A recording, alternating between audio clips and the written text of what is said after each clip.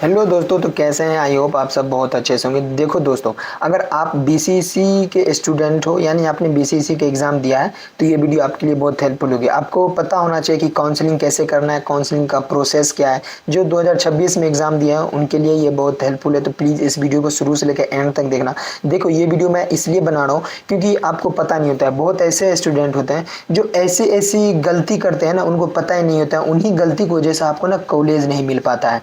तो प्लीज़ इस वीडियो को ज़रूर देखना, इसमें कुछ वर्ड मिस्टेक के बारे में मैं बताऊंगा, तो इनको ज़रूर शुरू से लेकर एंड तक देखना। और चैनल पर आप पहली बार होते हैं सब्सक्राइब कर देना प्लीज़, क्योंकि देखो मैं आप सबके लिए बहुत सारा वीडियो बनाते रहता हूँ बीसीसी के रिलेटेड। तो अगर आप बीसीसी के स्टूडेंट हो या फिर 2027 में एग्ज़ाम देने वाले हो तो इस चैनल को ज़रूर से सब्सक्राइब कर लेना। देखो चलिए, सबसे पहले मैं चलता हूँ कि देखो आपने एग्ज़ाम दिया, ठीक है, आपका फर्स्ट राउंड होने वाला है। देखो अभी नहीं, जब डेट आएगा तो मैं आप सबको इन्फॉर्म कर दूंगा। अभी इनका कोई जो है वो डेट पता नहीं चला है, ठीक है।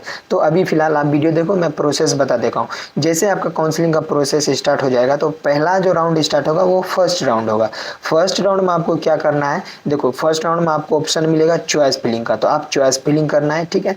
चॉइस फिलिंग जैसे ही करोगे आपको सीट अलॉटमेंट हो जाएगा। सीट अलॉटमेंट होने के बाद आपका 2 से 3 दिन के अंदर में एक डेट आएगा जिनको कि आपके कॉलेज में रिपोर्टिंग करना है, तो आप कॉलेज में जाके रिपोर्टिंग कर दोगे। ये रही फर्स्ट राउंड में। अब देखो फर्स्ट राउंड जैसे ही आपका हो जाएगा तो इससे लगभग आपका समझ लो कि 5 से 6 दिन के अंदर अंदर में आपका सेकेंड राउंड भी जो है वो स्टार्ट हो जाएगा।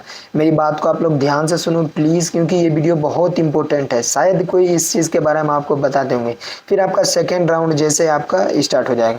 इससे पहले देखो, अगर आपका रैंक थोड़ा हाई चला गया जिसके कारण आपको फर्स्ट राउंड में जो वो सीट नहीं मिल पाएगा, मुझे पता है किसी किसी का रैंक हाई जाता है तो उसका जो है सीट नहीं मिल पाता है, तो उनका जो है सीट अगर नहीं मिल रहा है, देखो मैं क्या करूँ, अगर फर्स्ट राउंड में आपने चॉइस फिलिंग किया, काउंसलिंग कराया, आपका जो है सीट नहीं मिला, तो उसके लिए आपको डायरेक्ट जो है इसमें डायरेक्ट सीट अलॉटमेंट आ जाएगा सेकेंड राउंड में। सेकेंड राउंड में आपको चॉइस फिलिंग का ऑप्शन नहीं दिया जाएगा, प्लीज इस चीज को अभी आप लोग समझें।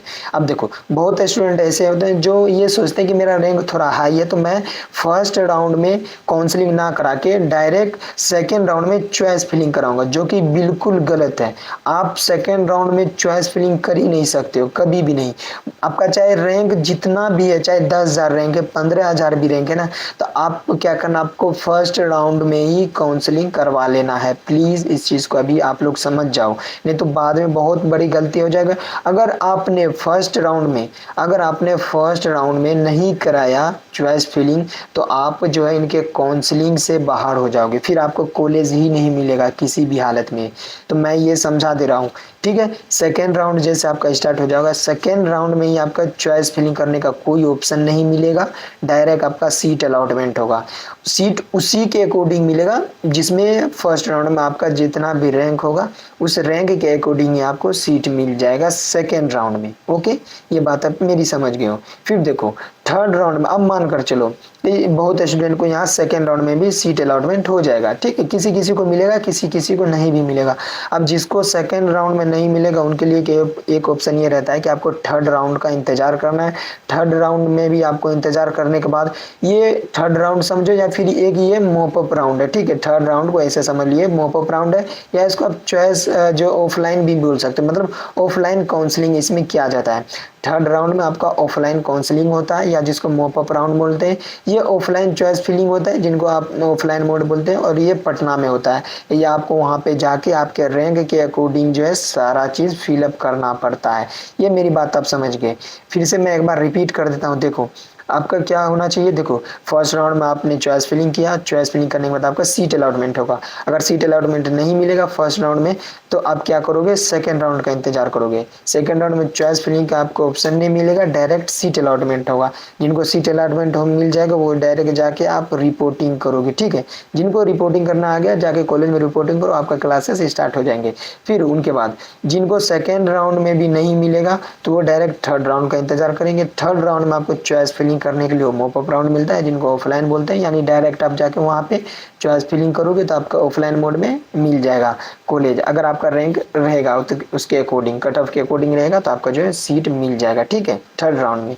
फिर उसके बाद देखो काउंसलिंग प्रोसेस जो हमेशा खुद से करें, ये चीज बहुत इंपॉर्टेंट है। क्योंकि आप खुद पढ़ रहे हो और आपको पता होगा कि देखो मेरा रैंक जो है वो कितना है, ठीक है, और उस रैंक के अकॉर्डिंग आपको कौन सा सीट मिलेगा वो भी पता चल जाएगा। और आप पहले से सब चीज़ जान जाना कि हाँ किस रैंक के अकॉर्डिंग हमको कौन सा कॉलेज मिलेगा।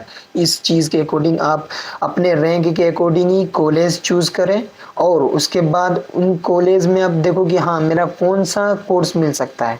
तो इस चीज़ से अभी आप तैयार रहें, अभी आप सारा चीज़ इन्फॉर्मेशन मैं देते रहता हूँ। और देखो अगर आप काउंसलिंग खुद से कर रहे हो तो बहुत अच्छी बात है। दूसरी बात, आप साइबर कैफ़े पे जाके भी करवा सकते हो। अगर आपसे नहीं हो रहा है तो वो कुछ पैसे लेंगे, किसी भी साइबर कैफ़े वाले को उनको बोलना वो कर देंगे, ठीक है।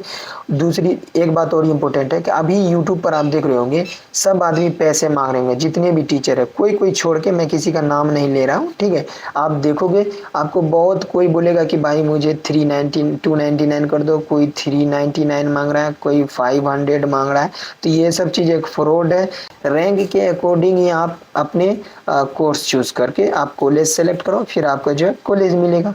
अब देखो किसी किसी का ज़्यादा भी रहेगा ना, फिर भी आपको करना है, किसी के बहकावे में नहीं आना है, ठीक है। किसी को पैसे बिल्कुल भी नहीं देना है, ना ही किसी से काउंसलिंग करवाना। काउंसलिंग हमेशा अपने से करें। अगर कोई आपका करा रहा है फ्री में तो उन पर अगर आपको ट्रस्ट है तो आप उनको दे सकते हो, ठीक है। पैसा जो है वो किसी को मत देना प्लीज़। इस चीज़ से मैं आप सबको अभी अवेयर कर रहा हूँ। कोई भी आपको कुछ बोल रहा है तो उनको पैसे नहीं देना है, खुद से करना है। और हाँ, आप जैसे काउंसलिंग करोगे चेक करते रहना है कि आपका कौन सा सीट अलॉटमेंट हुआ, आपको कौन सा कोर्स मिला है, और रैंक जितना है उसी के अकॉर्डिंग कोर्स भरो प्लीज़। आप ऐसा नहीं कि आपका रैंक ज़्यादा है और आप ये ट्राई करोगे कि मुझे बीए, आप ये ट्राई करोगे कि मुझे बीएससी नर्सिंग लेना है, बीएससी नर्सिंग, तो ये कभी नहीं मिलेगा। रैंक अगर आपका हाई है तो आपको बीएससी नर्सिंग मिल ही नहीं सकता है। तो इसलिए ट्राई करें, आपका जितना भी रैंक है अगर आपको उसके अकॉर्डिंग गवर्नमेंट कॉलेज मिल रहा है तो प्लीज़ आप उसको सेलेक्ट कर लेना।